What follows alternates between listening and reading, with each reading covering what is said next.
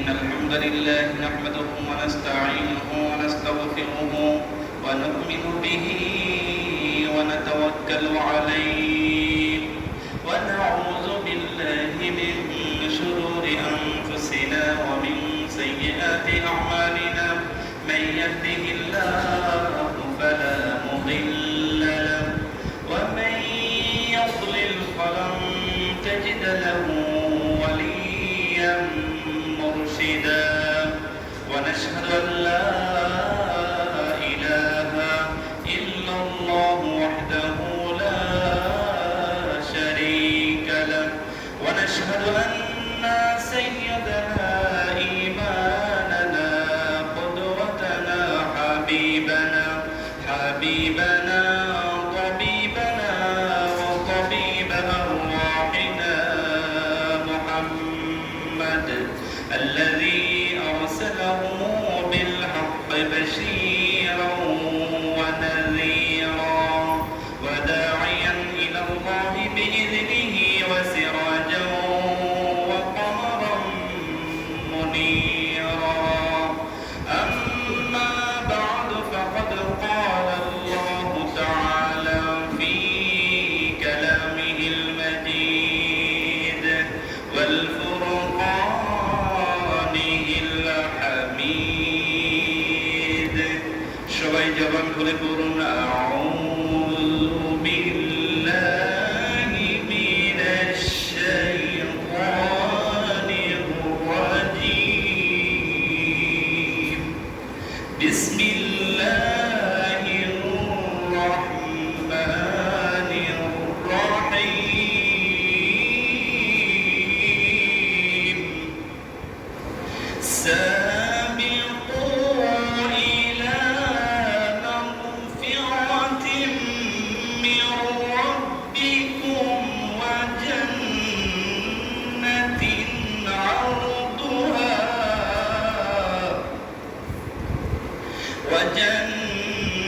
وجنة عرضها كعرض السماء والأرض أعدت للذين آمنوا بالله ورسله إن الله وملائكته يصلون على النبي يا أيها الذين آمنوا صلوا عليه وسلموا تسليما اللهم صل على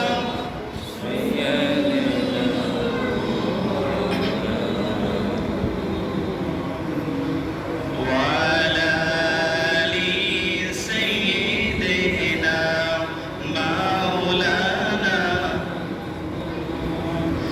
আল্লাহ তুমি দয়া করো নসিব করো মদিনা নবীজিকে না দেখাইয়া কবর দেশে নিও না আল্লাহুম্মা জোরে سيدنا مولانا محمد وعلى آل سيدنا مولانا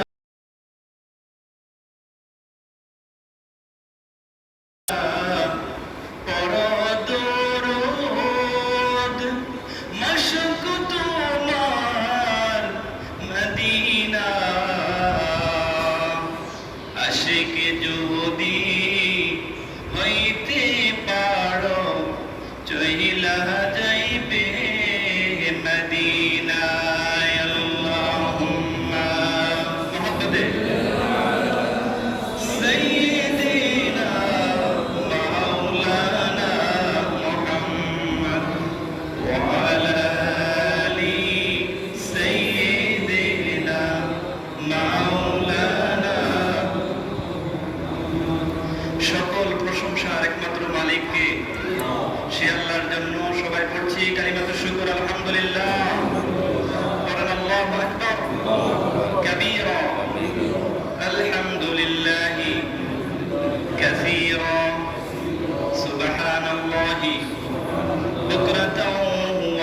وأصيلا بكرة وأصيلا আমরা প্রশংসা করলাম কার? আল্লাহর প্রশংসা করে খুশি না বেজার? খুশির সাথে আরেকবার বলেন তো আলহামদুলিল্লাহ। সম্মানিত হাজিরিন, প্রশংসা করলে লাভ কার? কথা বলেন, প্রশংসা করলে লাভ কার?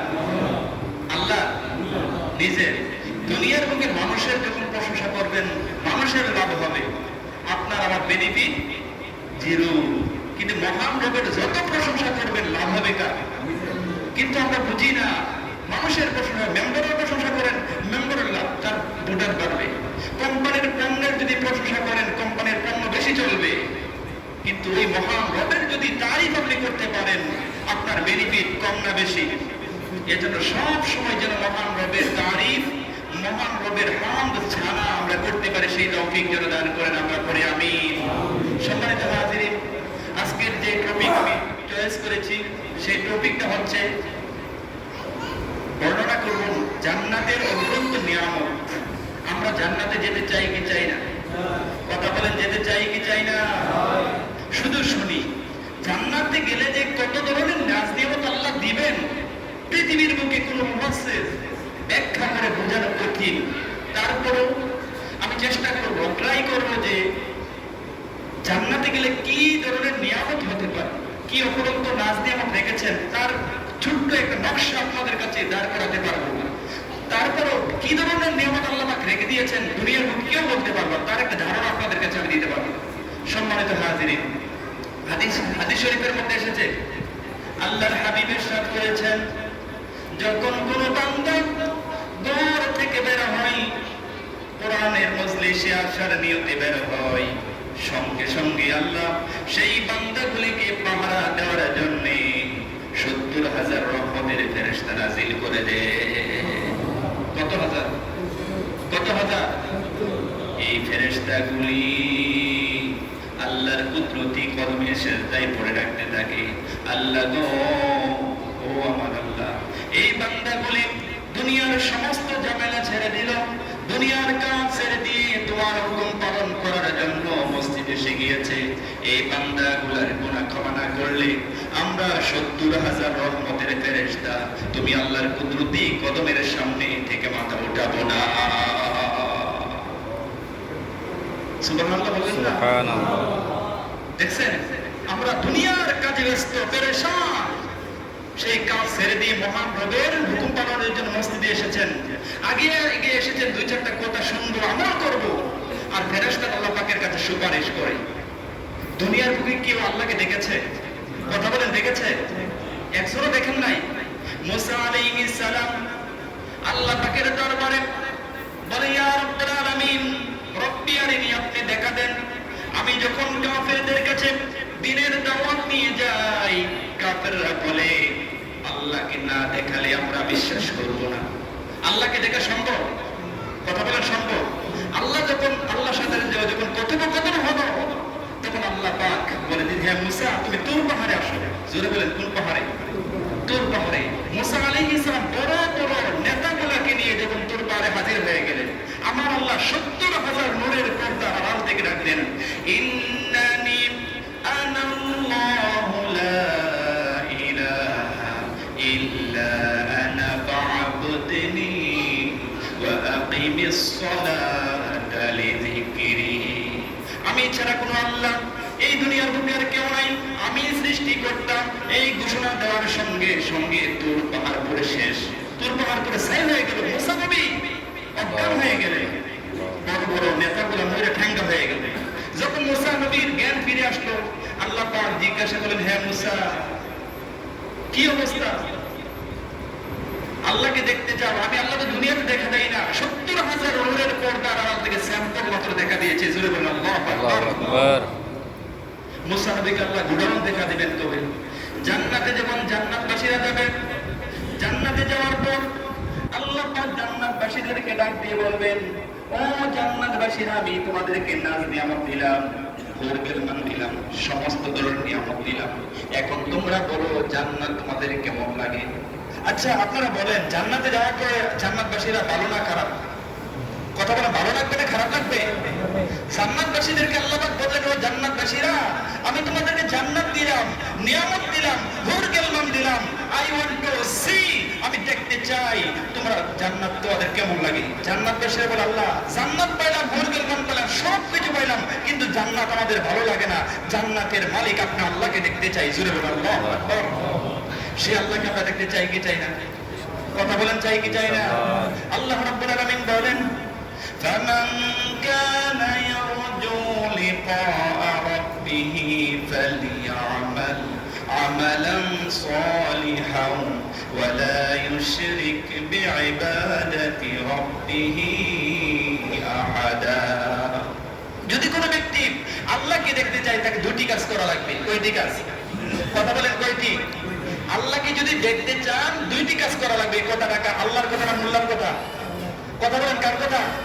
আল্লাহর কথা। আল্লাহ বলেন, আমি আল্লাহকে যদি দেখতে চাও জীবনটাকে করা লাগবে শিরিক মুক্ত। কথা বলেন, কি মুক্ত? শিরিক মুক্ত। এই কপাল কি কেউ দেখেন? নিজের কপাল দেখা যায়? কথা বলেন, দেখা যায়? আয়না ছাড়া দেখা যায় না, তেমনি আমার আল্লাহকেও দেখা যায় না। না দেখুন না কপাল দ্বারা, না দেখুন না আল্লাহকে সেজদা করা লাগবে। অন্য কারো নিকট মাথা ঠেকানো যাবে? ঠেকানো যাবে? ঠেকানো যাবে না। তাহলে আল্লাহকে যদি আমি আর আপনি দেখতে চাই দুটি কাজ করা লাগবে। নাম্বার 1 হলো আল্লাহর সাথে কোনো কিছুকে অংশীদার করা যাবে না, শিরক করা যাবে না।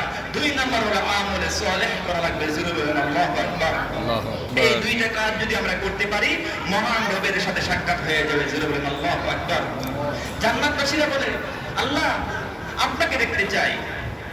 আল্লাহ পাক জান্নাতবাসীদেরকে বলে, ঠিক আছে আগামীকাল শুক্রবার তোমাদের সাথে আমি আল্লাহর দেখা হবে। জান্নাতবাসীরা খুশি না বেজার? কথা বলেন, খুশি না বেজার? জান্নাতবাসীরা খুশি, মহান রবকে দেখবেন। এমন অবস্থায় আল্লাহ যখন তাদের সামনে হাজির হবেন, আল্লাহর দিকে তাকিয়ে আছে, চোখের পলক ফেলা না। এমন অবস্থা হঠাৎ করে আমার আল্লাহ তাদের কাছ থেকে অদৃশ্য হয়ে গেলেন। অদৃশ্য হয়ে যাওয়ার পর আবার আল্লাহ জিজ্ঞাসা করলেন, হে জান্নাতবাসীরা, তারা বলে, আল্লাহ আবার দেখা দেন, আবার দেখা দেন। কি দেখলাম কি না? কেউ বলে একদিন দেখেছি, কেউ বলে 1 ঘন্টা, কেউ বলে 10 মিনিট, এরকম মতভেদ করছে। আল্লাহ বলেন, ও জান্নাতবাসীরা, আমি তোমাদের সামনে 40 বছর হাজির ছিলাম, কিন্তু তোমাদের কোনো খবর ছিল না। জোরে বলেন আল্লাহু আকবার। একটা চোখের পলক পর্যন্ত ফলাবে না জান্নাতবাসীরা মহান রবকে দেখে। যারা দেখতে চায় দুটি কাজ করা লাগবে, শিরক মুক্ত জীবন করা লাগবে আর আমলে সালেহ করা লাগবে। এই দুটি কাজ করতে পারলে মহান রবের সাথে সাক্ষাৎ হয়ে যাবে। জোরে বলেন আল্লাহু আকবার। সম্মানিত হাজিরিন, জান্নাত, যারা জান্নাতে যাবে আর যারা জাহান্নামে যাবে তারা কোশ্চেন কালের সমান হতে পারে না। সূরাতুল হাশরের মধ্যে আল্লাহ পাক বলেন, লা ইস্তাউই আসহাবুন নারি ওয়া আসহাবুল জান্নাহ। যারা জান্নাতে যাবে আর যারা জাহান্নামে যাবে তারা কোশ্চেন কালের সমান হতে পারে না। আর যারা জান্নাতের মধ্যে প্রবেশ করবে তারা সফলকাম হয়ে যাবে। সুবহানাল্লাহ। আবার সূরাতুল ইমরানের মধ্যে আল্লাহ পাক বলে দিয়েছেন, ফামান যুহজিহা আনিন নারি ওয়া উদখিলাল জান্নাতা ফাকাদ ফাজ। যাকে জাহান্নামের আগুন থেকে দূরে সরে রাখা হবে, জান্নাতে প্রবেশ করানো হবে, সে ব্যক্তি সফলকাম হয়ে যাবে। আমরা সফল হতে চাই কি চাই না? কথা বলেন, সফল হতে চাই কি চাই না? মুখে মুখে নাকি বাস্তবে? কথা বলেন, মুখে মুখে না বাস্তবে? আল্লাহর নবী মদিনার টাওয়ার থেকে হাদিস সেন্ড করে দিয়েছেন, আল কাইয়িস মান দানা নাফসাহু মিনাল মাবাদাল মাউত আল আজিল মান ইত্তাবা নাফসা হাওয়াহা ওয়া তামান্না আলাল্লাহ। বুদ্ধিমান হচ্ছে সেই ব্যক্তি যে নফসের পরোক্ষ মন্ত্রণার অনুসরণ করে না, নেক আমল করে আর মহান রবের কাছে জান্নাতের আশা করে, সে ব্যক্তি সফলকাম হয়ে যাবে। আর সেই ব্যক্তি ব্যক্ত, সে ব্যক্তি হতভাগা যে ব্যক্তি রিপোর্ট অনুসরণ করে, নেক আমল করে না, জান্নাতুল ফেরদাউস কামনা করে। আমাদের মধ্যে অনেকে আছে নামাজ নাই, কালাম নাই, রোজা নাই, কোনো কিছু নাই, কিন্তু জান্নাতুল আল্লাহ জান্নাতুল ফেরদাউস দান করে দাও। এরকম লোক আছে না নাই? কথা বলে আছে না? অনেক আছে। এজন্য মহান রবের কাজে কর্মে আপনাকে মিল থাকতে হবে, তখন আপনাকে আল্লাহ পাক সেই উচ্চ মাকাম যে জান্নাত রেখে দিয়েছেন সেই জান্নাত আপনাকে দাখিল করে দিবেন। বলেন সুবহানাল্লাহ। আমরা সেই জান্নাতে যেতে চাই। জান্নাত হচ্ছে এরকম জায়গা, জান্নাতে শুধু আরাম আর আরাম, আর জাহান্নাম হচ্ছে এমন একটা জায়গা সেখানে শুধু বেরাম আর বেরাম বেরাম। সো ডিসিশন ইজ ইয়োর, সিদ্ধান্ত আপনার। এখন আপনি কি আরামে থাকতে চান নাকি বেরামে থাকতে চান, সিদ্ধান্তটা কিন্তু আপনার।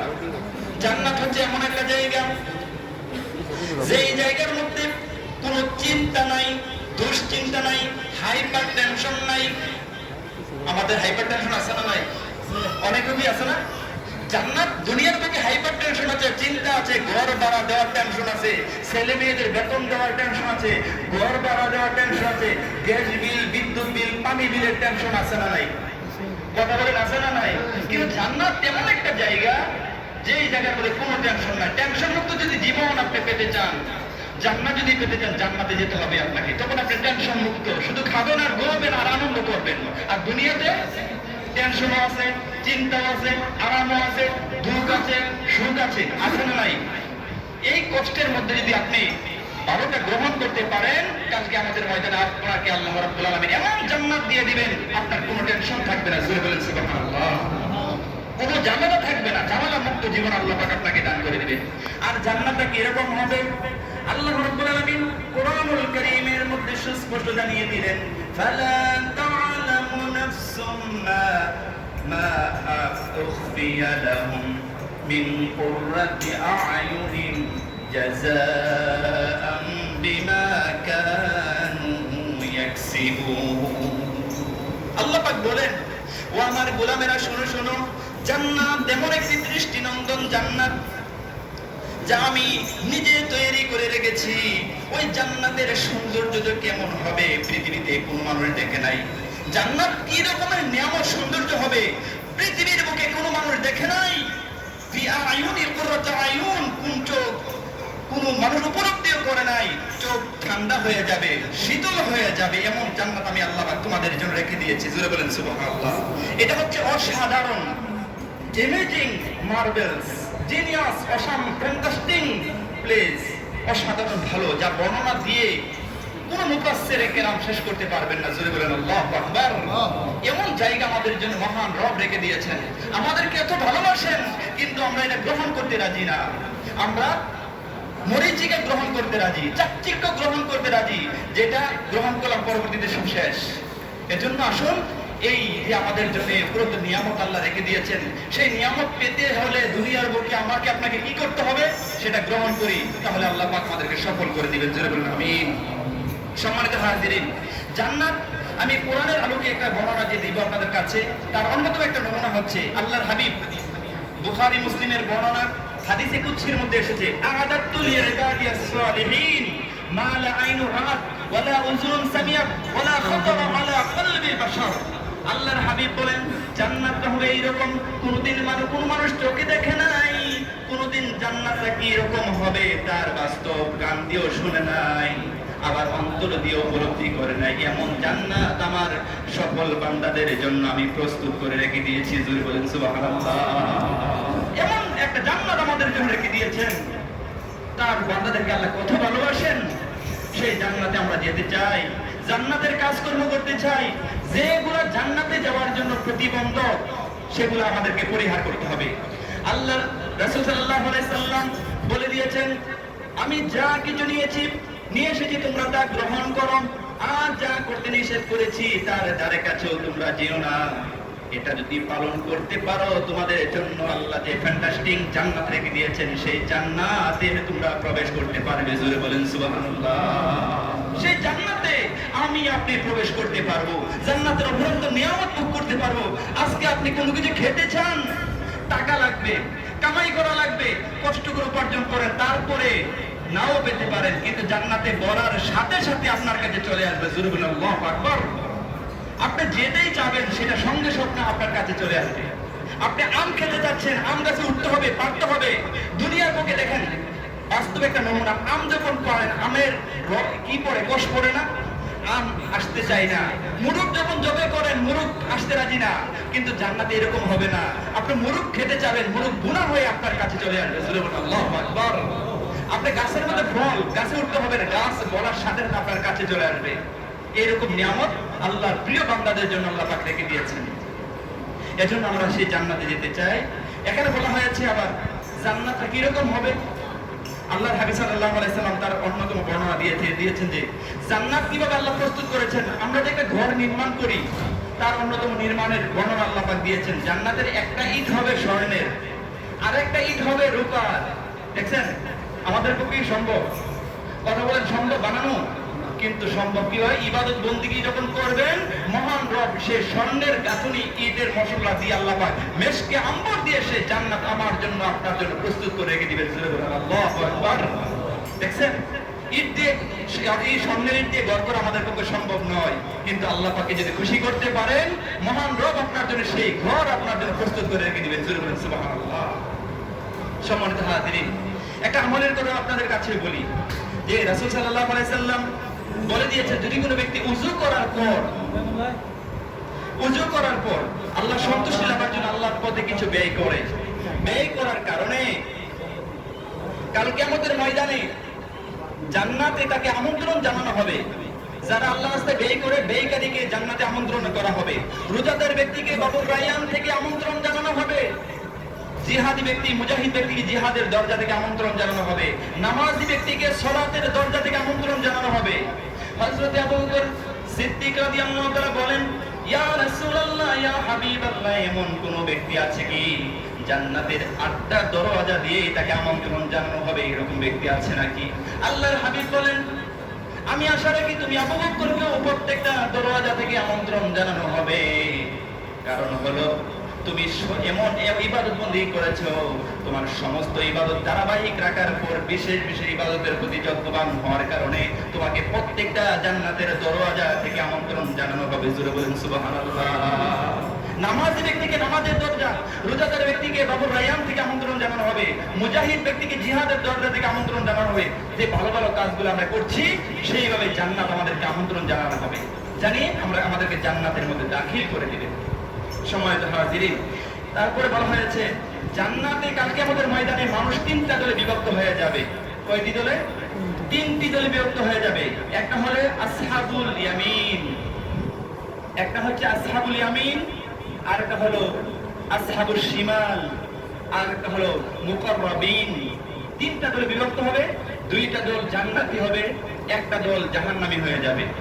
আসহাবুল ইয়ামিন, যাদের আমলনামা কাল কিয়ামতের ময়দানে ডান হাতে প্রদান করবে, তারা সফল কাম হয়ে যাবে, তারা জান্নাতি হয়ে যাবে।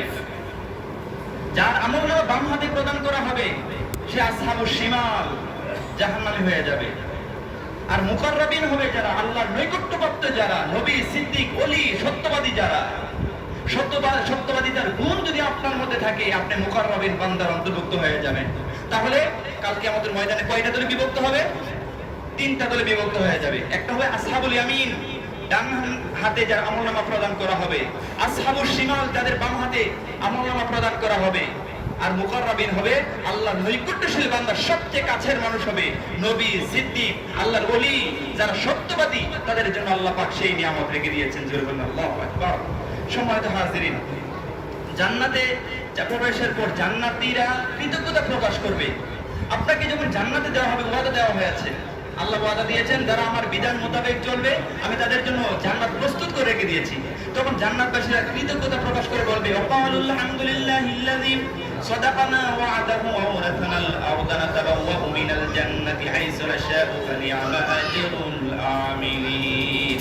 জান্নাতীরা জান্নাতে প্রবেশ করে বলবে, সমস্ত প্রশংসা আল্লাহ তাআলার জন্য, সমস্ত প্রশংসা আল্লাহ তাআলার জন্য, যিনি আমাদের জন্য প্রতিশ্রুতি দিয়েছিলেন জান্নাতের, সেই প্রতিশ্রুতি মোতাবেক আজকে আমাদেরকে সেই জান্নাত দিয়েছেন। জান্নাতের যেটা ইচ্ছা আমরা বসবাস করবো। জোরে বলুন আল্লাহু আকবার। সেই জান্নাতের ওয়াদা দিয়ে দিয়েছেন, জান্নাত আজকে আমরা পেয়ে গিয়েছি। এরকম সাহাবী, ফেরেশতারা, এই জান্নাত প্রাপ্ত ব্যক্তিরা আল্লাহ পাকের প্রশংসা করতে থাকবে। জান্নাতে যাওয়ার পর আমরা কিন্তু এখন বৃদ্ধ হয়ে যাই। অনেকে বয়স হয়ে গেল মনে 50, দাড়িতে চুলে রং দিয়ে, কালো রং দিয়ে বুঝাতে চায় আমি মোটামুটি আছি। কিন্তু জান্নাত এমন একটা প্লেস, যে প্লেসের মধ্যে বৃদ্ধ হবে না, যে প্লেসের মধ্যে তার দাড়ি পাকবে না, দাড়ি থাকবে না, তার বয়স থাকবে 30 বছর, যুবক, টনটনা যুবক থাকবে, যা চাবে তাই পাবে। সেই জান্নাত আল্লাহ পাক আমাদের জন্য প্রস্তুত করে দিয়েছেন। সেখানে সর্দি কাশি থাকবে না, ঠান্ডা থাকবে না, অসুস্থতা থাকবে না, চির যৌবন থাকবে। সেই জান্নাতের মধ্যে। সেই নিয়ামত আমাদের জন্য আল্লাহ পাক রেখে দিয়েছেন। সেই নিয়ামত একদিন আল্লাহর হাবিব সাল্লাল্লাহু আলাইহি সাল্লাম এক বৃদ্ধ মহিলাকে বললেন, কালো মহিলাকে বললেন, তুমি তো জান্নাতে যাবা না। মহিলা কান্না শুরু করে দিলেন। কিছুক্ষণ পর আল্লাহর হাবিব সাল্লাল্লাহু আলাইহি সাল্লাম, তুমি যখন জান্নাতে যাবা তখন তো তুমি কালো থাকবে না, সবগুলোকে সুন্দর করে করে আল্লাহ পাক জান্নাতের মধ্যে দাখিল করে দিবেন। জোরে বলেন সুবহানাল্লাহ। কালো মানুষরা জান্নাতে যায় না, বৃদ্ধ মানুষরা জান্নাতে যায় না। আল্লাহর হাবিব সাল্লাল্লাহু আলাইহি সাল্লাম এক বৃদ্ধাকে বললেন, বৃদ্ধ মানুষরা জান্নাতে যায় না। বৃদ্ধা কান্না শুরু করে দিলেন। পরবর্তীতে আল্লাহর হাবিব সাল্লাল্লাহু আলাইহি সাল্লাম বলেন, তুমি যখন জান্নাতে যাবা 30 বছরের টনটনা যুবক হয়ে তুমি জান্নাতের মধ্যে প্রবেশ করবা। দেখছেন, আল্লাহ পাক সেই নিয়ামত আমাদেরকে রেখে দিয়েছেন। সেই নিয়ামত যদি পেতে চাই, এখন কাজ করার দরকার আছে না নাই বলেন? আসুন, কে আছে জান্নাতে প্রচেষ্টাকারী জান্নাত পাওয়ার জন্য? এখানে বলা হয়েছে যে জান্নাত পাওয়ার প্রচেষ্টাকারী কে আছে। পরিতাপের বিষয় হচ্ছে মানুষের অবস্থা এমন যে মুয়াজ্জিন যখন মসজিদে আযান দেয় তখন দুনিয়ার ব্যস্ততার কারণে মুয়াজ্জিনের আযানে আর সাড়া দিতে পারছে না, কিন্তু সেই ব্যক্তি জান্নাতে পাওয়ার জন্য প্রচেষ্টা করছে। আবার দেখা যায় রমজান আসছে, রোজা ছেড়ে দিয়েছে, জান্নাত পাওয়ার চেষ্টা করছে। হজ ফরজ হয়েছে, সম্পদের মায়ায় সে হজ করছে না, কি এই অবস্থায় দুনিয়া ছেড়ে বিদায় নিয়েছে, কিন্তু সে ব্যক্তি জান্নাতে প্রত্যাশার মধ্যে রয়েছে। আবার প্রত্যাশা রয়েছে ব্যবসা বাণিজ্যের ক্ষেত্রে বৈধ অবৈধ জিনিসের পরোয়া করছে না, কিন্তু সে জান্নাত পাওয়ার চেষ্টা করছে। তারপরে একে অপরের সম্পদ আত্মসাৎ করছে, কিন্তু জান্নাত পাওয়ার চেষ্টা করছে।